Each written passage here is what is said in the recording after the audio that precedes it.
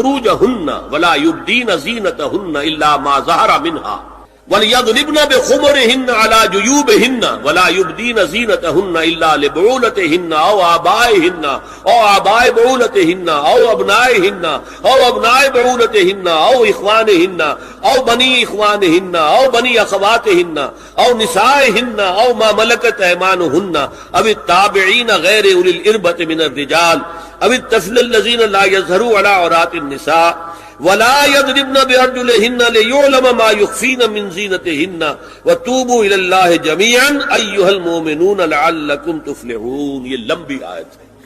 اہل ایمان، اے نبی کہہ دیجئے اہل ایمان مردوں سے اپنی نگاہیں نیچی رکھا کریں اور اپنی شرمگاہوں کی حفاظت کریں، یہی ان کے لیے زیادہ پاکیزہ عمل ہے.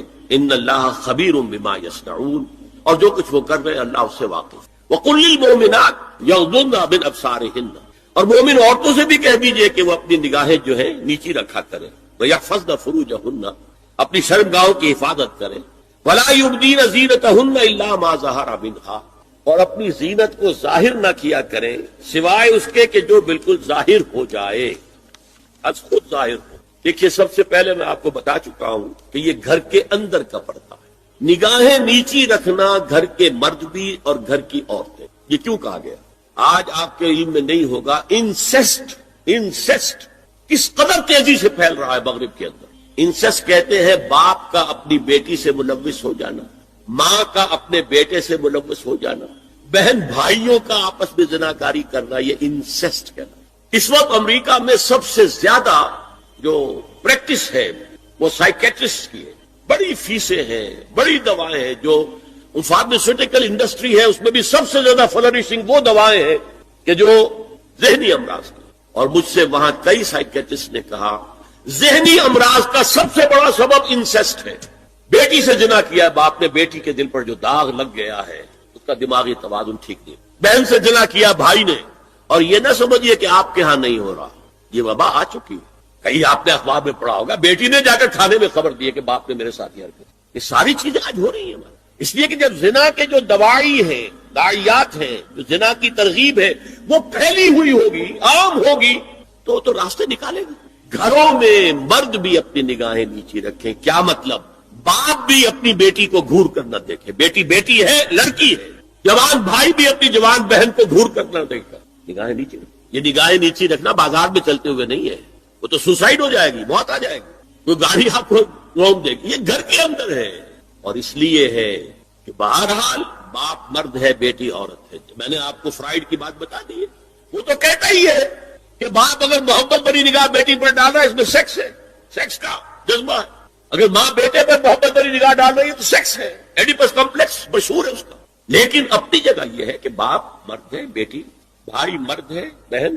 لہذا گھروں کے اندر بھی اپنی نگاہوں کو نیچا رکھیں. میں آپ کو قول سنا چکا ہوں مولانا فراہی کا. اسلائی صاحب نے کہا جب مولانا فراہی نے مجھ سے یہ کہا کہ اصل میں سورہ عذاب میں گھر کے باہر کا پردہ ہے اور سورہ نور میں گھر کے اندر کا پردہ ہے، تو کہتے میری آنکھیں کھل گئیں اور چابی مل گئی، کلید مل گئی ان آیات کو سمجھنے کی، ان کی اصل پس منظر کو، حقیقت کو جاننے کا راستہ کھل گیا. تو یہ جو ہے غض بصر یہ باہر کے لیے نہیں ہے، یہ گھر کے اندر. بیٹی کا آخر جوان ہو رہی ہے، اس کے سینے کے اوپر کچھ ابھار آ رہا ہے، اس کو گھور کر مت دے نگاہ نیچے. قل للمؤمنین یغضوا من ابصارهم ویحفظوا فروجهم ذلک ازکی لهم ان اللہ خبیر بما یصنعون. نوٹ کر لیجئے کہ یہ کہاں ہو رہا ہے؟ گھر میں داخلے کے بعد. گھر میں داخلہ اجازت سے، اور داخلہ ہوگا صرف محرموں کا. گھر کے اندر جو ہے وہ نامحرم تو نہیں آئے گا. یہ میں آگے بیان کر رہا ہوں. وقل للمؤمنات یغضضن من ابصارهن ویحفظن من فروجهن، اور کہہ دیجئے مومن عورتوں سے بھی کہ وہ بھی اپنی نگاہیں جھکا کر رکھیں اور اپنے شرمگاہوں کی حفاظت کریں. ولا یبدین زینتهن الا ما ظهر منها. اس ٹکڑے پر بڑا قیل و قال ہے جدید مفکرین اور جدید دانشوروں نے کہ وہ اپنی زینت ظاہر نہ کرے سوائے اس کے جو خود ظاہر ہو جائے. وہ کہتے ہیں اس میں چہرہ بھی شامل ہے، اور جب چہرہ شامل ہے تو اس کا مطلب چہرے کا پردہ نہیں ہے. ولا قوت الا باللہ. آپ کو بہت سے حضرات نے وہ پڑھی ہوگی بحث جو جنگ میں ہو گئی تھی. ایک صاحب وہ انسٹیٹیوٹ آف پالیسی اسٹڈیز اس کے اسکالر ہیں، ریسرچ کا، انہوں نے لکھ دیا کہ الا ما ظہر منھا میں چہرہ ظاہر ہے، شامل ہے، لہذا پردہ نہیں ہے. اور ارشاد احمد حقانی صاحب نے بھی زوردار اس کے اوپر جو ہے وہ تائید لکھ دی اور گویا کہ کہا کہ اب تو مسئلہ ہی طے ہو گیا. جب ایک ریسرچ اسکالر کہہ رہا ہے تو یہ مولوی ملاٹے جو کہتے پڑھتے ہیں کہ یہ عورت کا جو چہرے کا پردہ ہے تو بات ختم ہو گئی. The matter is clicked. میں نے صرف ایک جواب دیا کہ اس شخص نے جو بڑا ریسرچ اسکالر تھا پہلے یہ لکھا ہے کہ سورہ نور کی ان آیات میں سطر کے احکام آ رہے ہیں تو پھر یہاں پردے کا شعر کا معاملہ کیا ہو؟ سطر میں تو پردہ چہرہ شامل نہیں. محرموں سے پردہ کیا ہے؟ محرموں سے اس کا نام سطر ہے. عورت کا پورا جسم سطر ہے سوائے چہرے کی ٹکیا اور یہ ہاتھ اور یہ پاؤں. بس کیا مطلب ہے؟ بھائی بھی نہیں دیکھ سکتا بہن کے جسم کا کوئی اور حصہ, باپ بھی نہیں دیکھ سکتا بیٹی کے جسم کا کوئی حصہ. یہ سطر ہے. سطر محرموں سے پردہ ہے. اس سے آگے صرف شوہر یا حسب ضرورت طبیب سرجن, بس یہ محرموں کا پردہ. گھر میں عورت رہے گی تو سطر کے ساتھ رہے گی. محرم آئیں گے, چچا اس کا محرم ہے آئے گا, لیکن وہ بھی تو مرد ہے نا, چہرہ تو نہیں ڈھانپے گی اس لیے کہ محرم ہے, لیکن باقی جسم سطر. عورت کا پورا جسم سطر ہے سوائے چہرے کی ٹکیا. بال بھی سطر میں شامل ہے. سر پر وہ سکارف جو آج کل بنا ہوا ہے بہت بڑا مسئلہ, انہوں نے چہرے کو نکال دیا, صرف سکارف سمجھا ہوا پر حجاب کہتے ہیں. حالانکہ وہ حجاب پورا تو نہ ہوا, وہ صرف ایک حصہ ہے, لیکن ایک حصہ صحیح ہے. سر کے بال جو ہے وہ چھپے ہونے چاہیے, یہ سطر میں شامل. چہرے کی ٹکیا ہے جو سطر سے باہر, ہاتھ ہے پہنچوں سے باہر, اور پیر ہے ٹخنوں سے نیچے. بس اللہ اللہ. تو فرمایا ما ظہر منہا زینتہن میں الا ما ظہر منہا میں کیا کیا چیزیں آ سکتی ہیں. دیکھیے اگر عورت پوری کی پوری برقعے کے اندر ملبوس ہے, چہرے پر بھی نقاب ہے, آنکھوں کے آگے بھی یا جالی ہے یا کوئی چشمہ ہے, تو پھر بھی اس کے حسن کا ایک حصہ وہ ہے جو ظاہر ہے. اگر طویل القامت ہے, قد و قامت, یہ حسن کا حصہ ہے کہ نہیں, وہ کہاں چھپائے گی. اور غالب نے جو شعر کہا ہے, تیرے سرو قامت سے ایک قد آدم قیامت کے فتنے کو کم دیکھتے ہیں. سرو قد عورت, اسی طرح جسم سے ڈول ہے, اکیرا بدن ہے, یہ تو نہیں چھپے گا. عورت موٹی ہے, کیسی ہے, جسم جو غیر متناسب ہے, یہ تو نہیں چھپے گا. متناسب ہے اعضاء, قداور ہے, اکیرا بدن ہے, یہ ہے وہ چیزیں کہ جو حجاب کے سلسلے میں ما ظہر منہا. یہاں ہو رہا ہے کہ جو سطر کے سلسلے میں ہے ما ظہر منہا زینت کا, اور وہ چہرہ ہے. لیکن اب اس میں ایک اور بات, وَلْيَضْرِبْنَ بِخُمُرِهِنَّ عَلَىٰ جُيُوبِهِنَّ, یہ بھی گھر کے اندر کی بات ہو رہی ہے. کیونکہ میں پہلے بتا چکا ہوں, جلباب ہوتا تھا جب گھر سے باہر نکلتی تھی عورت, تو وہ اپنی چادر لپیٹتی تھی اپنے گرد, چہرہ نہیں ڈھانپتی تھی. صرف چہرے کا حکم دیا گیا اس کے ضمن میں, وہ سورہ احزاب کی آیت ہے, وہ رہ گئی, وہ میں بیان کروں گا. اور خمار اوڑھنی ہوتی تھی جو گھر میں اوڑھتی تھی. گھر میں ظاہر بات ہے کہ جلباب تو نہیں لیا جا سکتا, آخر گھر کا کام کاج کرنا ہے, ہلکی سی اوڑھنی تو وہ گھر میں. لیکن فرمایا وَلْيَضْرِبْنَ بِخُمُرِهِنَّ عَلَىٰ جُيُوبِهِنَّ, اور انہیں چاہیے کہ اپنی اوڑھیوں کے, بکل اوڑھنیوں کے اپنے سینوں کے اوپر, گریبانوں کے اوپر بھی مار لیا کریں, تاکہ یہ سینے کے جو ابھار ہیں ان کو ایک ایڈیشنل کور مل جائے. دیکھیے سطر کا تقاضے کیا گن لیجیے. لباس دبیز ہونا چاہیے, باریک نہیں. حضور نے فرمایا اللہ کی لعنت ہو ان پر جو لباس پہن کے بھی ننگی ہوتی ہے. باریک اتنا لباس ہے, یہ چست اتنا لباس ہے, ڈھیلا ڈھالا ہونا چاہیے, دبیز ہونا چاہیے. لباس کے اندر یہ دو حصے جو ہیں وہ لازم ہیں. اور پھر سینے پر, اب ظاہر بات ہے کرتا پیدا ہوا ہے, ڈھیلا ڈھالا ہے, پھر بھی یہ سینے کے ابھار تو ظاہر ہو جائیں گے. ان پر ایک اضافی اوڑھنی سر پر سے لے کر اور اپنے اس گریبان کے اوپر بکل مار لینا, تاکہ یہ جو نسوانی حسن کا دوسرا مظہر ہے, پہلا چہرہ سب سے بڑا چہرہ. اب جو لوگ کہتے چہرے کا پردہ نہیں ہے, تو خدا کے بندو پھر پردے کی ضرورت کیا ہے؟ نسوانی حسن اگر اس میں اٹریکشن ہے, وہ کہاں ہوتا ہے سب سے بڑھ کر؟ مظہر اول کون سا ہے نسوانی حسن کا؟ چہرہ ہی تو ہے. اب میں ذرا شرم کے ساتھ کہہ رہا ہوں, لیکن یہ اپنی شاعری کے کچھ الفاظ آپ کو سنا رہا ہوں. یہ لب لعلین کہاں ہوتے ہیں؟ چہرے پر ہوتے ہیں یا کہیں اور ہوتے ہیں؟ یہ عارض بلگوں یہ کہاں ہوتے ہیں؟ چہرے پر ہوتے ہیں یا کمر میں لگے ہوتے ہیں؟ یہ چاہے زقن, تھوڑی میں اگر کچھ کھڈا پڑا ہوا ہو, چاہے زقن, یہ تعریفیں جو شاعری میں ہوتی ہیں یہ کہاں ہوتا؟ یہ برجگاہ کے تیر یہ کہاں ہوتے ہیں؟ یہ نرگسی آنکھیں یہ کہاں ہوتی ہیں؟ اور ستواں ناک یہ کہاں؟ چہرہ ہی تو ہے. سب سے بڑی اٹریکشن تو چہرہ, اسی کو نہ چھپایا تو پھر اور کیا چھپایا؟ ہاں دوسری چیز چھاتی کے ابھار بہت اٹریکٹیو ہوتے ہیں انسان کے لیے. اس کے لیے یہ ہے کہ وَلْيَضْرِبْنَ بخضرہن علی جیوبہن، کرتا بھی دبیز کپڑے کا ہو، کرتا جو ہے ڈھیلا ڈھالا بھی ہو، شلوار اور دبیز تر کپڑے کی ہو، ڈھیلی ڈھالی ہو، اور اوڑھنی کا بکل جو ہے اپنے سینے پر مار دیا جائے۔ اب اس کے بعد فرمایا وَلَا يُبْدِينَ زِينَتَهُنَّ إِلَّا لِبُعُولَتِهِنَّ، اب یہاں یہ زینت کا لفظ آ رہا ہے چہرے کے لیے، اور چہرے ہی میں کچھ سنگھار بھی ہوتا ہے، کچھ سرما لگایا ہوا ہے، فرض کیجئے کسی اور طرح کا کوئی زیور پہنا ہوا ہے، گلے میں پڑا ہے، کانوں میں بندے ہیں وغیرہ وغیرہ، یہ زینت چہرہ، اور اس کے ساتھ کوئی بناؤ سنگھار کا معاملہ جس کی کہ حضور صلی اللہ علیہ وسلم نے تلقین کی ہے۔ عورت کو گھر میں بن سور کر رہنا چاہیے، شوہر کے لیے ایٹریکٹیو رہنا چاہیے، خاص طور پر شوہر جب آنے والا ہے شام کو دفتر سے، اس وقت عورت جو ہے بن سور کر رہے ہیں، اس لیے کہ اصل مقصد کیا ہے،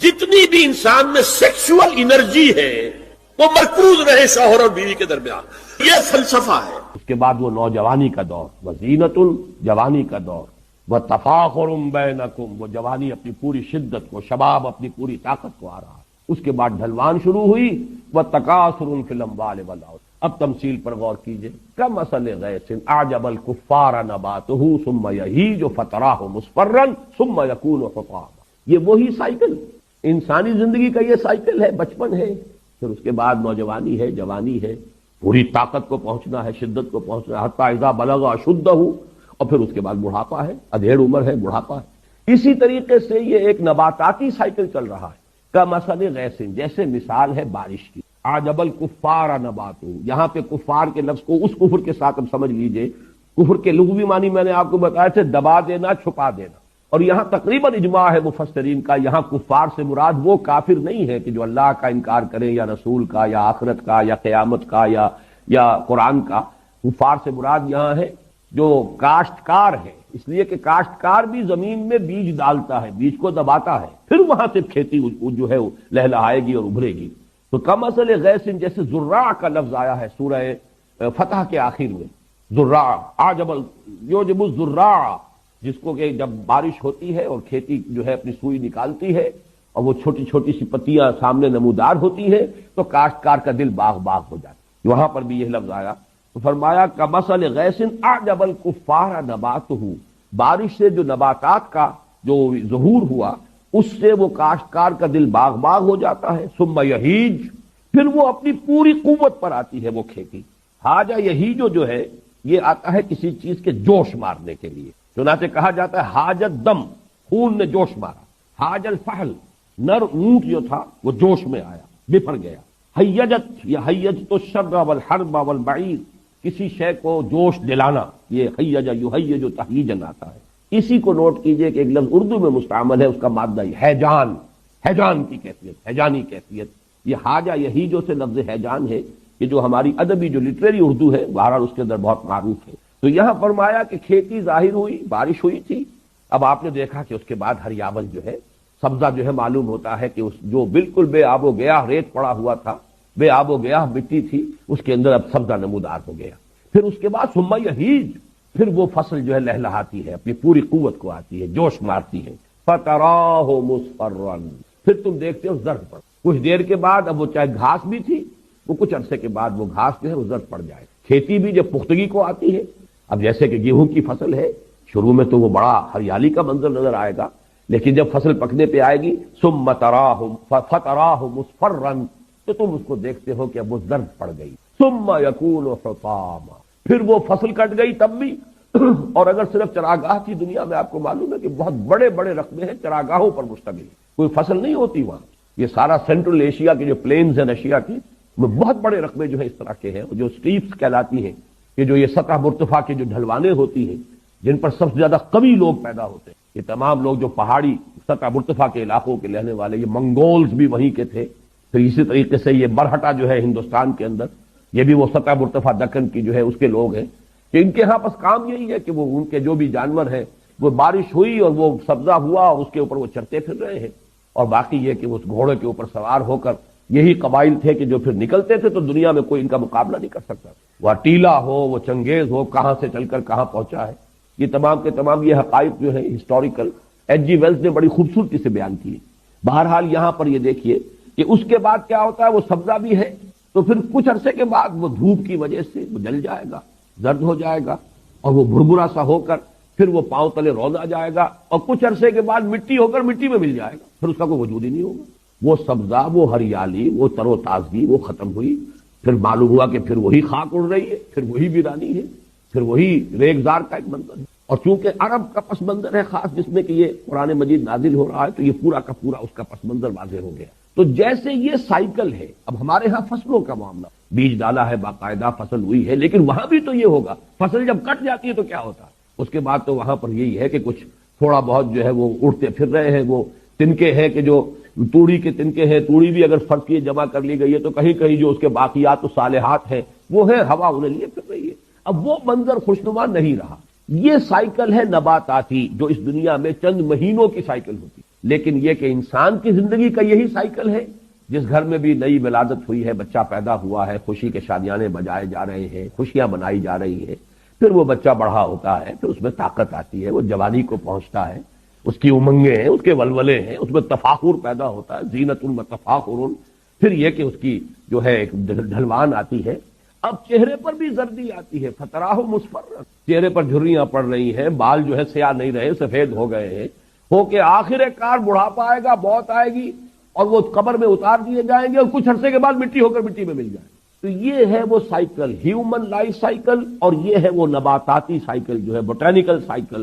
ان دونوں میں بڑی گہری مناسبت ہے، اور اس آیت کریمہ کا جو اصل حسن ہے معنوی وہ اسی میں مضمر ہے کہ یہ سٹیجز ہیں۔ اعلموا انما الحیات الدنیا لعب ولہو وزینۃ وتفاخر بینکم وتکاثر فی الاموال والاولاد کمثل غیث اعجب الکفار نباتہ ثم یہیج فتراہ مصفرا ثم یکون حطاما۔ یہ ہونا ہے ہر ایک کے ساتھ، بادشاہ کے ساتھ بھی ہونا ہے، فقیر کے ساتھ بھی، گدھا کے ساتھ بھی ہونا ہے، محلوں میں رہنے والوں کے ساتھ بھی ہونا ہے، جھوپڑیوں والوں کے ساتھ بھی ہونا ہے۔ ان کی بھی زندگی بالآخر ختم ہوگی، وہ بھی مٹی ہو کر مٹی میں ملیں گے، ان کی بھی زندگی ختم ہوگی اور یہ بھی مٹی میں ہو کر مٹی مل جائیں گے۔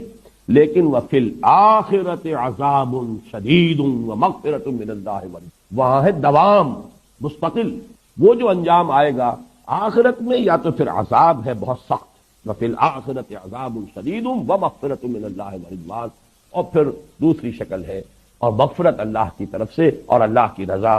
وَمَا الْحَيَاةُ الدُّنْيَا إِلَّا مَتَاعُ الْغُرُورِ، اور دنیا کی زندگی سوائے دھوکے کے سامان کے کچھ نہیں۔ یہاں البتہ میں یہ چاہتا ہوں کہ یہ حقیقت آپ کے سامنے رہے۔ حدیث نبوی جو ہے حضور نے فرمایا الدنیا مزرعۃ الآخرہ، دنیا اس اعتبار سے تو دھوکے کا سامان ہے اگر یہ آپ کو غافل کر دے آخرت۔ اگر آخرت آپ کی منزل مقصود کے طور پر مستحضر رہے تو دنیا کا ایک ایک لمحہ بہت قیمتی، اس لیے کہ اسی سے آخرت بنانی۔ الدنیا مزرعۃ الآخرہ، دنیا آخرت کی کھیتی ہے، یہاں بوؤ گے تو وہاں کاٹو گے، یہاں اگر بویا ہی کچھ نہیں تو کاٹو گے، فصل کہاں سے ملے گی؟ اس اعتبار سے زندگی جو ہے وہ بہت قیمتی شے ہے، یہ لائبلٹی نہیں ہے، بہت بڑا ایسٹ ہے۔ اس حوالے سے اگر آخرت سامنے رہے اور مقصود و مطلوب وہ ہو، لیکن اگر اس دنیا نے اس طرح آپ کو غافل کر دیا، اپنے اندر گم کر لیا، پھر وہ اقبال کا شعر سنا رہا ہوں، کافر کی یہ پہچان کہ آفاق میں گم ہے، مومن کی یہ پہچان کہ گم اس میں ہے آفاق، رہتا ہے دنیا میں لیکن دنیا کا باسی ہے نہیں، دنیا کا طالب ہے نہیں، دنیا اس کی جس کو کہا مبلغ علمہم، ان کے علم کا مبلغ جو ہے وہ یہ دنیا نہیں ہے، وہ جانتے ہیں کہ ہماری منزل جو ہے وہ تو آخرت ہے، ہم وہاں جا رہے ہیں، یہ تو ایک عارضی سفر ہے، عارضی قیام گاہ ہے۔ اگر یہ کیفیت ہے تو پھر ایک ایک لمحہ بہت قیمتی ہے، اسے امر بنایا جا، اس سے اگر صحیح استفادہ کیا جائے تو وہ حدیث ذہن میں رکھے الدنیا مزرعۃ الآخرہ۔ اب اگر یہ حقیقت واضح ہو گئی تو اب فرمایا سابقوا الی مغفرۃ من ربکم وجنۃ عرضها كعرض السماء والارض۔ سابقوا باب مفاعلہ سے ہے مسابقت، سبقہ آگے بڑھ جانا، استبقہ آگے نکلنے کی کوشش کرنا، یہ باب استفعال ہو جائے گا، استباق، لیکن باب مفاعلہ مسابقت، دوڑ لگانا ایک دوسرے سے آگے نکلنے کی کوشش۔ یہ لفظ بہت اہم ہے کہ تم دنیا کے طالب بن جاتے ہو تو دنیا میں ایک دوسرے سے آگے نکلنے کی کوشش کرتے ہو، دولت میں آگے بڑھ جاؤ، تفاخر بینکم وتکاثر فی الاموال والاولاد۔ اب اگر آخرت منزل مقصود بن گئی تو اس کے لیے بھی دوڑ لگاؤ، اس کے لیے بھی ایک دوسرے سے آگے نکلو۔ یہ نہ ہو کہ دنیا کے لیے تو تمہاری جو ہے تمہارا جوش بھی ہے اور تمہارا خروش بھی ہے اور تمہارے اندر جو ہے حرکت بھی ہے، لیکن آخرت کہنے کو تو مطلوب و مقصود ہے، لیکن اس کے لیے بڑی قناعت ہے آخرت کی طرف سے، اس کے لیے کوئی بھاگ دوڑ اور کوئی ایک دوسرے سے آگے نکلنے کی کوشش نہیں۔ تو مسابقت جو ہے یہ فطرت انسانی کے اندر موجود ہے، جس کو آپ کہتے ہیں، ایڈلر نے کہا ہے دی ارج ٹو ڈومینیٹ، ایک دوسرے کے اوپر غالب آنے کی کوشش، ارج ٹو ڈومینیٹ یہ انسان کے اندر ہے، مسابقت کا جذبہ ہے۔ اب صرف یہ کہ آپ اس کے فیلڈ کو بدلیں، مسابقت مال میں نہ کیجئے، مسابقت خیرات میں کیجئے۔ یہ سورہ بقرہ میں بھی آیا ہے وَلِكُلٍّ وِجْهَةٌ هُوَ مُوَلِّيهَا فَاسْتَبِقُوا الْخَيْرَاتِ۔ دیکھو ہر ایک نے کوئی نہ کوئی اپنا ہدف مقرر کیا ہوا ہے جس کی طرف وہ پیش قدمی کر رہا ہے، محنت کر رہا ہے۔ تو اے مسلمانوں، تمہارا مسابقت کا معاملہ اور استباق جو ہے تمہارا وہ ہونا چاہیے خیرات، حسنات، نیکیوں کے لیے، بھلائیوں کے لیے، انفاق میں، جہاد فی سبیل اللہ میں۔ آگے سے آگے بڑھ کر سرفروشی کرو، آگے سے آگے بڑھ کر انفاق کرو، ایک دوسرے سے نکلنے کی کوشش کرو۔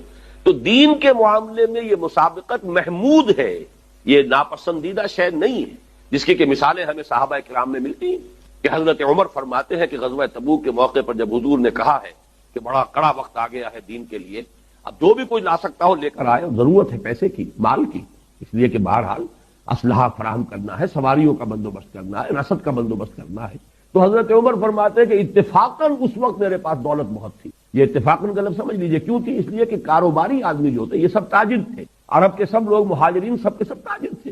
تاجر کو ہاں یہ ہوتا ہے کہ کبھی تو جس کو آپ کہتے ہیں لیکوڈیٹی، کبھی تو وہ اتنی ہوتی ہے، کوئی اتنی رقم موجود ہے، اویلیبل ہے، ورنہ یہ کہ آپ کی رقم انویسٹڈ ہے، آپ چاہتے بھی نکالنا نہیں نکال سکتے۔ لیکن کسی وقت یہ کہ آپ کے پاس دولت جو ہے کیش کی شکل میں یا اویلیبل مال کی شکل میں موجود۔ تو حضرت عمر فرماتے ہیں کہ اس وقت میرے پاس اتفاق سے دولت بہت تھی، پیسہ بہت تھا۔ میں نے سوچا اس موقع پر تو میں نیو ورلڈ آرڈر جو حقیقت میں جیو ورلڈ آرڈر ہے، ایک ہے جسٹ ورلڈ آرڈر آف اسلام، مقابلہ انہی میں ہونا ہے، اور نتیجے میں بالآخر اسلامی خلافت گلوبل کی طرف تو دنیا جا ہی رہی ہے، گلوبلائزیشن۔ یہ ملکوں کے درمیان لکیریں تو تقریباً بے ایمانی ہو جائیں گی، ملٹی نیشنلز کی حکومت ہوگی اصل میں، تو باقی حکومتیں جو ہے تو انتظامی قسم کے وہ ایک ریجنز ہوں گے۔ جیسے کہ پہلی جنگ عظیم سے پہلے پوری امت مسلمہ ایک وحدت تھی، ہاں حکومت یہاں مغلوں کی ہے، وہاں صفویوں کی ہے، لیکن کہیں کسی پاسپورٹ کی ضرورت نہیں، کہیں کسی ویزا کی ضرورت نہیں۔ کوئی مغرب سے چل کر آتا ہے ابن بطوطہ اور پہنچ جاتا ہے ہندوستان تک، اور یہاں آ کر وزیر بن جاتا ہے۔ وہ is not the son of this soil. امت کی وحدت برقرار تھی، یہ امت کی وحدت ختم ہوئی ہے فرسٹ ورلڈ وار کے بعد۔ المصر للمصریین، الشام للشامیین، العراق للعراقیین، یہ نعرے لگے ہیں امت کی وحدت کو پارا پارا کرنے کے لیے مغرب کے زیر اثر۔ یہ سب سے بڑی سازش تھی امت کی وحدت کو ختم کرنے کے لیے۔ بہرحال ایک تو یہ جس کی کے بارے میں حضور نے خبر دی کہ دوبارہ آئے گا خلافت علی منہاج النبوہ کا نظام، اور دو حدیثیں آپ کو سنا دینا چاہتا ہوں جس میں حضور نے خبر دی ہے کہ اب جب یہ آئے گا تو گلوبل ہوگا۔ ایک حدیث ہے حضور صلی اللہ علیہ وسلم کے ایک غلام جنہیں آپ نے آزاد کر دیا تھا، حضرت ثوبان رضی اللہ تعالیٰ، ان کی روایت ہے۔ عن ثوبان رضی اللہ تعالیٰ عنہ قال قال رسول اللہ صلی اللہ علیہ وسلم ان اللہ زوالی الارض، اللہ نے میرے لیے پوری زمین کو لپیٹ لیا یا سکیڑ دیا، پوری زمین۔ فرائے تو مشارقہا و مغاربہا، میں نے سارے مشرق دیکھ لیے، سارے مغرب دیکھ لیے۔ وَإِنَّ أُمَّتِي سَيَبْلُغُ مُلْكُهَا مَا زُوِيَ لِي مِنْهَا، اور میری امت کی حکومت ان تمام علاقوں پر قائم ہو کر رہے گی جو مجھے زمین کو سکیڑ کر یا لپیٹ کر دکھا دیے گئے۔ اور یہ روایت کسی دوسرے تیسرے درجے کی حدیث کے ذخیروں میں سے نہیں ہے، مسلم شریف کی روایت ہے، درجہ اول کی کتب۔ اور دوسری حدیث وہ مسند احمد ابن حنبل کی ہے، مقداد الاسود عن المقداد الاسود رضی اللہ عنہ قال قال رسول اللہ صلی اللہ علیہ وسلم لا يبقى على ظهر الارض بيت وبر ولا مدر الا ادخله الله كلمة الاسلام، اس روئے زمین پر نہ کوئی گھر رہے گا اینٹ گارے کا بنا ہوا، اور نہ کوئی خیمہ ہوگا جو کھالوں کا بنا ہوا، جس میں اللہ اسلام کے کلمے کو داخل نہ کرے۔ بعز عزیز اور ذل ذلیل، یہ داخلہ دو میں سے ایک طریقے پر ہوگا، یا عزت والے کے اعزاز کے ساتھ، یعنی وہ خود اسلام قبول کر لے گا تو اس کے گھر میں یا اس کے خیمے میں اسلام داخل ہوگا، اس کی بھی عزت ہوگی۔ وَلِلَّهِ الْعِزَّةُ وَلِرَسُولِهِ وَلِلْمُؤْمِنِينَ، عزت کا حقدار تو اللہ ہے، اس کے رسول اور اہل ایمان ہے۔ اور ذل ذلیل، یا کسی کمزور کی پستی کی وجہ سے، اگر اسلام قبول نہیں کریں گے تو یؤتُ الجزیۃ عن یدٍ وَهُمْ صاغرون، چھوٹے ہو کر رہنا پڑے گا، جزیہ دینا ہوگا۔ گویا کہ اسلام تو اس کے خیمے اور گھر میں بھی داخل ہو گیا، وہ خود محروم رہا۔ جب حضور نے یہ فرمایا تو حضرت مقداد پھر کہتے ہیں کہ میں نے کہا وَيَكُونَ الدِّينُ كُلُّهُ لِلَّهِ، تب ہوگی وہ بات جو سورہ انفال میں آئی ہے کہ دین کل کا کل اللہ کے لیے ہو جائے گا. تو یہ تو ہے مستقبل بعید جس کا سارا دار و مدار میرے بیان میں حالات کے حوالے سے نہیں ہے. حالات میں ہمیں اس کے کوئی آثار نظر نہیں آ رہے. حالات بہت مایوس کن ہیں، لیکن حضور کی دی ہوئی خبریں ہیں. وہ صادق المصدوق، منطقی طور پر بھی میں ان کا قائل ہوں اور حضور کی احادیث کی روح سے بھی قائل ہوں. اس سے پہلے جو مستقبل قریب ہے اس میں ابھی مسلمانوں پر بہت سخت دن آئیں گے. عذاب کا کوڑا اور شدید سے شدید تر ہو. اس کو یوں سمجھیے کہ وہ جو حدیث جس سے میں نے بات شروع کی تھی حزم النعل بالنعل، تو باقی سارے عذاب تو کاربن کاپی ثابت ہو گئے. ادھر ایشورینس، ادھر کروسیڈرز، ادھر نیبوکڈنیزر، ادھر تاتاریز، ادھر گریکس اینڈ رومنس، ادھر بقیہ ویسٹرن اینڈ سینٹرل یورپ. یہ تو ساتھ ساتھ نظر آ گیا.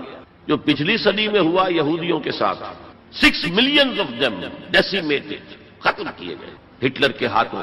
اس کی کاربن کاپی بھی تو آنے والی ہے اور یہ آئے گی اربوں پر. آج اللہ کے دین کے سب سے بڑے مجرم ارب. کیوں؟ عام قاعدہ ہے جن کے رتبے ہیں سوا، ان کی سوا مشکل ہے. حضور کی ازواج سے کہا گیا کہ نہیں، اگر تم کوئی غلط حرکت کرو گی دوہری سزا ملے گی تمہیں. تمہارا رتبہ بہت اونچا ہے، تم نبی کے گھر میں آباد. عربوں کو اللہ نے فضیلت دی کہ محمد ان میں سے تھے، رسول عربی ہے صلی اللہ علیہ وسلم. یہ رتبہ بلند ملا جس کو مل گیا. ہر مدعی کے واسطے دارالرسم کہا. پھر سب سے بڑی فضیلت کیا ہے؟ ان کی اپنی مادری زبان میں قرآن موجود ہے، اللہ کا کلام. ان کو قرآن کے سمجھنے میں کوئی دقت تو نہیں. یہاں میں تو آپ سے کہتا رہا ہوں عربی سیکھیں، عربی سیکھیں، عربی سیکھیں تاکہ قرآن کو اس کی اپنی اصل زبان میں اپنی آنکھوں سے پڑھ سکیں. وہاں تو ان کو تو ضرورت نہیں. پھر بھی ان کا اگر یہ حال رہا کہ جو ملک بھی کولونیل رول سے آزاد ہوا اس نے یا تو اپنا قبلہ کر لیا ماسکو کی طرف اور یا واشنگٹن کی طرف، تو ان سے بڑا مجرم اور کوئی نہیں. ایک حدیث میں آیا ہے ویل للعرب من شر اقترب، بہت ہلاکت اور بربادی ہوگی.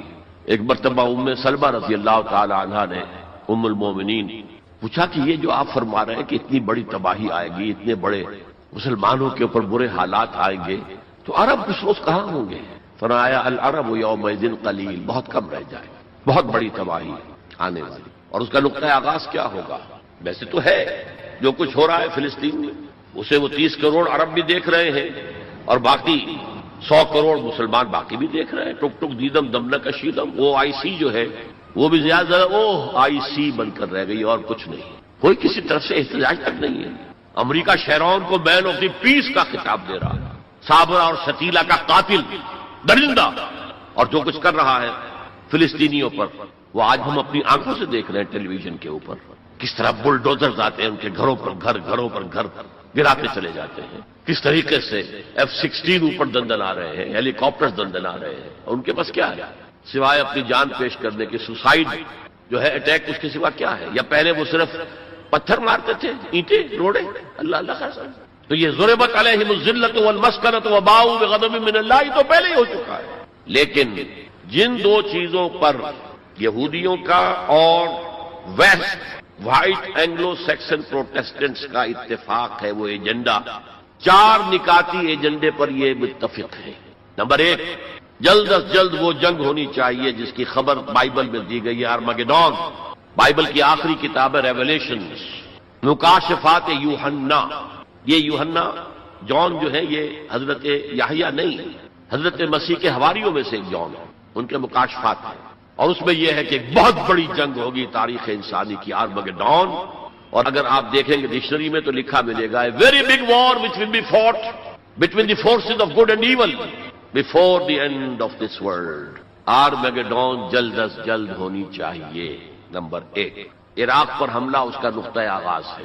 آگے یہ سلسلہ کدھر بڑھتا ہے یہ ابھی دیکھنے کی بات ہے. نمبر 2، گریٹر اسرائیل قائم ہونا چاہیے تاکہ پوری دنیا کی یہودی آ کے سما جائے. ابھی تو اس چھوٹے سے اسرائیل میں تو ساری دنیا کی یہودی تو نہیں آ سکتے. اور یہ کہ فلسطینیوں سے اس ارض فلسطین کو پاک کیا جائے تاکہ نہ رہے بانس نہ بجے بانسری. یہ خودکش حملے بھی ختم ہو جائے، یا انہیں سمندر میں پھینکو یا انہیں جارڈن کی طرف دھکیل دو، چلے جاؤ. نمبر 3، مسجد اقصی اور ڈوم آف دی راک قبۃ الصخرہ کو گرایا جائے. نمبر 4، ٹیمپل تعمیر کیا جائے، 3rd ٹیمپل جس کی پوری تیاری کر چکے ہیں، جس کے پورے نقشے بن چکے ہیں، جس کے لیے اس کی جو بھی انٹرنل ڈیکوریشن ہوگی اس کے لیے سب کچھ تیار ہو چکا ہے. اور یہ انتفاضہ جو ریسنٹ شروع ہوا ہے یہ شیرون کے دورے کی وجہ سے کہ وہ مسجد اقصی میں داخل ہوا اور وہ دیکھ رہا تھا جگہ کہاں سے ہمیں فاؤنڈیشن بنانی ہے اور کیا کرنا ہے. 4 باتیں گنوائی میں نے. 5ویں بات ایک اور بھی ہے کہ جب 3rd ٹیمپل تعمیر ہو جائے تو تھرون آف ڈیوڈ لا کر وہاں پر رکھ دیا جائے. یہ مجھے پتا نہیں تھا یہ تھرون آف ڈیوڈ ابھی حضرت داؤد کا تخت جو ہے کہیں محفوظ ہے. یہ پروٹیسٹنٹس کا ایک رسالہ نکلتا ہے دی ٹرمپٹ فلاڈلفیا سے، امریکہ کے شہر فلاڈلفیا سے، دی فلاڈلفیا ٹرمپٹ. اس میں پتا چلا یہ ایک پتھر تھا جس پر بٹھا کر حضرت داؤد کی تاج پوشی کی گئی تھی. اسی پر حضرت سلیمان کی تاج پوشی ہوئی، اسی پر بعد میں ان کے اور جو بھی تھے حکمران ان کی تاج پوشی ہوتی رہی. وہ پتھر ٹائٹس نے جب گرایا ہے یروشلم کے اس 2nd ٹیمپل کو تو وہ اپنے ساتھ لے گیا. وہ روم پہنچ گیا، روم سے آئرلینڈ پہنچ گیا، کیتھولک ملک ہے بہت بڑا. وہاں سے اسکاٹ لینڈ آیا، وہاں سے انگلینڈ میں آ گیا اور اسے رکھ دیا گیا جو ان کی پارلیمنٹ کے ساتھ جو گرجا ہے. اور 14ویں صدی عیسوی میں اس کو ایک کرسی میں بلڈ کر دیا گیا سیٹ کی حیثیت سے. اب وہ تھرون ہے. اسی کرسی پر بٹھا کر انگریز جو بھی بادشاہ ہوئے اور جو ملکائیں ہوئی ان کی کورونیشن ہوئی ہے. وہ وہاں سے لا کر اب یہاں رکھا جائے گا. البتہ اس کے بعد ان کے ایجنڈے مختلف ہو جاتے ہیں. یہودی سمجھتے ہیں ہمارا مسیحا آئے گا وہ اس تخت پر بیٹھ کر دنیا پر حکومت کرے. اس کے لیے بھی سمجھ لیجئے ان کے مسیحا سے مراد کیا ہے. ان کے ہاں چلی آ رہی تھی پیشین گوئیاں کہ ایک مسیحا آئے گا جو تمہارے دل اندر دور کرے گا، تمہیں عظمت تک پہنچائے گا. وہ حضرت مسیح آ گئے، انہوں نے مانا ہی نہیں.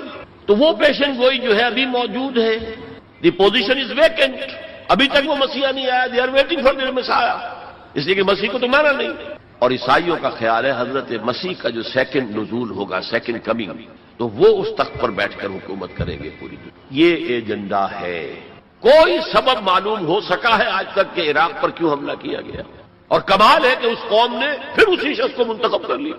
9/11 کس نے کیا اس کی کوئی کبھی تحقیق ہوئی ہی نہیں، روک دیا گیا. جب شروع میں تحقیق شروع ہوئی تھی تو پہلے تو بیان آیا تھا بش کا کہ یہ لیک کیوں ہو رہی ہیں چیزیں اس سے، اور پھر سسٹم روک دیا گیا. یہ سارا جو معاملہ ہے history is going towards that direction. لیکن بہرحال اس میں جو مسجد اقصی کی شہادت کے بعد اور قبۃ الصخرہ کے گرانے کے بعد جو خون کھولے گا عرب نوجوانوں کا، اس کا آپ اندازہ نہیں کر سکتے. عرب کے اندر جوش تو اب بھی ہے، نوجوانوں میں بہت ہے. وہ ایک ایسی بات ہوگی کہ جس پر خون جوش کھائے گا. اور اس سے پہلے تو یہ حکمران کہ جو ویسٹ کے گماشتے ہیں یہ انہیں قتل کریں گے، بھونیں گے. اور پھر یہ کہ کرسچنز اور جیوز، اور انہیں جیوز میں سے اینٹی کرائسٹ بھی کھڑا ہو جائے گا، دجال. یہ مقابلے ہونے ہیں لیکن میں اب تفصیل میں نہیں جانا چاہتا. لیکن ان کے ذریعے سے عالم عرب پر تو بہت بڑا بہت سخت عذاب آئے گا. باقی عالم اسلام دوسرے درجے میں ہے. مجرم ہم سمجھتے ہیں کہ نمبر 2 پر ہم مسلمانان پاکستان ہیں جنہوں نے اس ہندوستان کی تقسیم اسلام کے نام پر کروائی. اور 57 برس گزر گئے ہیں کہ اس اسلام کا کوئی نام و نشان وہاں نہیں ہے. وہی اسلام ہے جو ہر جگہ ہے، یہاں بھی ہے. مسجدوں میں آپ بھی جا رہے ہیں، ہم بھی جا رہے ہیں. لیکن وہ اسلامی نظام جو کہا گیا تھا کہ اسلام کے اصول حریت و اخوت و مساوات کا ایک نمونہ دنیا کو دکھانا چاہتے ہیں، وہ کہاں ہے؟ لیکن یہ کہ جہاں تک عرب پر اس عذاب خداوندی کا تعلق ہے اس کا تو مجھے یقین ہوگا، اور ہولوکاسٹ سے کم 10 گنا ہوگا. خاکم بدہن، جیسے نیبوکدنضر کے ہاتھوں جتنے مرے تھے اس سے 100 گنا جو ہے وہ تاتاریوں کے ہاتھوں مرے. لیکن یہ کہ باقی امت جو ہے شاید اللہ تعالی ہمیں ہدایت دے دے، شاید اللہ تعالیٰ قوم یونس کی طرح ہمیں توبہ، اجتماعی توبہ کی توفیق دے دے. اللہ کی رحمت سے ہم اس اعتبار سے مایوس نہیں ہیں. اپنی جو بھی ہماری بساط ہے کوشش کر رہے ہیں کہ وہاں پر اسلامی نظام آ سکے جس کے لیے وہ ملک بنایا گیا. بہرحال یہ ہے میرا تجزیہ مستقبل کے بارے میں. میں اب اسی پر اتفاق کر رہا ہوں. معمول سے بھی زیادہ ٹائم آج ہو گیا ہے. اللہ تعالیٰ مجھے بھی اور آپ کو بھی توفیق دے کہ ہم کمر ہمت کسیں اور اس دلدل سے نکلنے کی کوشش کریں اور اپنی زندگیاں وقف کریں اس کام کے لیے کہ جیسے کل میں نے کہا تھا جاگو اور جگاؤ، ہوش میں آؤ، دوسروں کو ہوش میں لاؤ. پھر مل جل کر ولتکم منکم امۃ یدعون الی الخیر ویأمرون بالمعروف وینہون عن المنکر. اللہ تعالیٰ توفیق دے. وما توفیقی الا باللہ العلی العظیم. جو داہنے والے ہوں گے یا یمن جو کہتے ہیں وہ برکت کو بھی کہتے ہیں، جو مبارک ہوں گے ما اصحاب المیمنہ، تمہیں اندازہ ہے وہ کیا ہوں گے؟ داہنے والے کون ہوں گے، کس کیفیت میں ہوں گے، کس حال میں ہوں گے؟ وہ اصحاب المشأمہ، اور دوسری قسم ہوگی بائیں والے. یا یہ شوم کا لفظ آتا ہے، شومی قسمت، جو برا انجام، برے انجام والے. ما اصحاب المشأمہ، کچھ اندازہ ہے تمہیں؟ جانتے ہو وہ مشأمہ کیا ہوگا؟ اصحاب مشأمہ کیسے ہوں گے؟ یہ تو دو گروہ ہو گئے، والسابقون السابقون، اگلا آگے نکل جانے والے تو ہیں ہی آگے نکل جانے والے. اولئک المقربون، وہ تو وہ ہوں گے جو بہت مقرب ہو جائیں گے، قریب ہو جائیں گے اللہ. مقربین بارگاہ، یہ تقرب ہی تو ہے نا، اللہ چاہتا ہے کہ انسان اللہ سے قریب قریب. تو جو مقرب ہو گئے، جو دنیا میں جنہوں نے اللہ کا قرب تلاش کیا، وابتغوا الیہ الوسیلہ، اس کا قرب تلاش کرو، وجاہدوا فی سبیلہ، اس کی راہ میں جہاد کرو گے کہ تم اس میں مقرب بارگاہ بن جاؤ. والسابقون السابقون اولئک المقربون فی جنات النعیم، یہ نعمتوں والے باغات میں ہوں گے.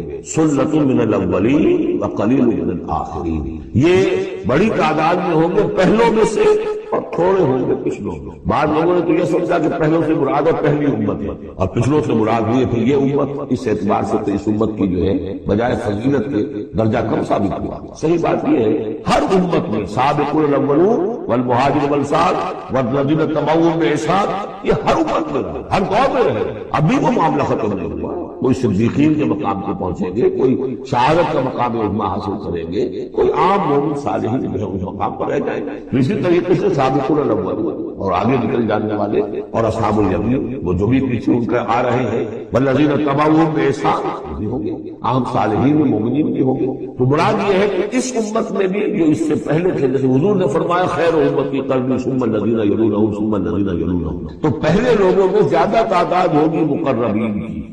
بعد والوں میں بھی ہوں گے تعداد میں کم. بعد میں تعداد تو ہو جائے گی 1.5 ارب امتی جو ہے محمد کے صلی اللہ علیہ وسلم، اب ان میں مقربین کتنے ہوں گے؟ تو آٹے میں نمک بھی نہیں ہو سکتی. تو سلۃ من الاولین کثیر تعداد ہوگی پہلوں میں سے، وقلیل من الآخرین بعد والوں میں سے تھوڑے. علی سرور موضونہ، وہ جڑاؤ تختوں پر بیٹھے ہوں گے. متکئین علیہا متقابلین، اس پر ٹیک لگائے ہوئے ہوں گے آمنے سامنے. یطوف علیہم ولدان مخلدون، اور ان پر گردش میں ہوں گے، چکر لگا رہے ہوں گے وہ لڑکے کہ جو سدا اسی طرح رہے. یعنی ہوتا کیا ہے کہ آپ نے اپنے ہاں کو ملازم رکھا، بچہ رکھا، جوان جو نوجوان سا چھوٹی عمر کا، کچھ عرصے کے بعد وہ بڑا ہو گیا، اب آپ چاہتے ہیں گھر سے باہر کریں، اب کسی اور کو لاتے ہیں. حالانکہ وہ آپ کے مزاج سے واقف ہو چکا تھا، آپ کے ذوق سے واقف ہو چکا تھا. لہٰذا وہاں جو ہوں گے وہ ہمیشہ اسی طرح پر رہیں گے تاکہ وہ آپ کے خادم رہے، خدمت کرتے رہے. بے اکواب و اباریق، وہ آپ خورے لے کر، جام اور مینا لے کر، آپ خورے اور کوزے لے کر گردش میں ہوں گے، جام و مینا. وکاسم من معین، اور جام ہوں گے ان کے جو کہ بہت نتھری ہوئی، صاف اور صاف شفاف جو ہے وہ شراب ہوگی. لا یصدعون عنہا، اس سے نہ ان کے سر میں کوئی گرانی ہوگی، دخن ہوگی، ولا ينزفون، نہ وہ بہکیں گے، نہ بہکی باتیں کریں. یعنی دنیا کی شراب پر قیاس نہ کرو، وہ شراب الطہورہ جو ہے اس میں ایسی دونوں چیزیں نہیں ہوں گی. جو شراب پینے سے گرانی ہوتی ہے اور پھر یہ کہ اس میں آدمی جو بہک جاتا ہے. وفاکہۃ مما یتخیرون، اور میوے ہوں گے جو وہ پسند کریں گے، جون سا چاہیں اپنے سلیکشن پر. ولحم طیر مما یشتہون، اور اڑتے جانوروں کے، پرندوں کے گوشت ہوں گے جو انہیں پسند ہوں گے. یشتہون. وحور عین، اور حور ہوگی، حوریں ہوں گی بڑی بڑی آنکھوں والی. یہاں پہلی میں حور آ رہا ہے، دوسری میں نہیں آئے گا. یہ جو ہے وہی جو مرر امیج میں نے کہا تھا اس کو سمجھ لیجیے آپ. اس طریقے سے پھر وہ جڑ جاتا ہے. کام سالے مکنون، وہ ہوئے جو ہوں گی وہ ایسے ہوں گے جیسے موتی ہو اور ان کو کہیں چھپا کر رکھا گیا غلاف کے اندر. جزاء بما كانوا يعملون، اور یہ بدلہ ہوگا ان کے اعمال جو انہوں نے عمل کیے. مقربین سابقون الاولون نے جو قربانیاں دی، جو ایثار کیے، جو دانشاریاں کی، جو سرفروشی. لا يسمعون فيها لغوا ولا تاثیما، وہ نہیں سنیں گے اس میں نہ کوئی لغو بات اور نہ ہی کوئی الزام. الا قیلا سلاما سلاما، بس ان کے لیے ہر چار طرف سے سلام اور سلام ہی کی آواز. یہ تو ہو گئے اب مقربون. اب آئیے واصحاب الیمین. واصحاب الیمین ما اصحاب الیمین، اصحاب الیمین وہ کیسے ہیں؟ وہ بھی اندازہ ہے. فی سدر مخضود، وہ ہوں گے بیری کے درختوں میں جن میں کانٹا نہیں ہوگا. وطلح ممدود، اور کیلے تہ بر تہ، کیلوں کے گچھے جس طرح سے ہوتے ہیں وہ آپ کو معلوم ہے. وظل ممدود، سائے پھیلے. وماء مسکوب، اور پانی بہتا ہوا. وفاکہۃ کثیرہ، اور میوہ کثرت کے ساتھ. لا مقطوعۃ ولا ممنوعہ، نہ ٹوٹا ہوا ہے کہ گرا ہوا ہے نیچے، اور نہ ممنوع ہے کہ ان کی پہنچ سے باہر نہیں ہے. ذرا ہاتھ بڑھائیں گے تو مل جائے گا، لیکن درخت پر لگا ہوا وہ فروسی مرفوعہ، بچھونے ہوں گے ان کے بلند اونچے. انا انشأناہن انشاء، ان کے لیے بھی ہم نے جو بیویاں تیار کی ہیں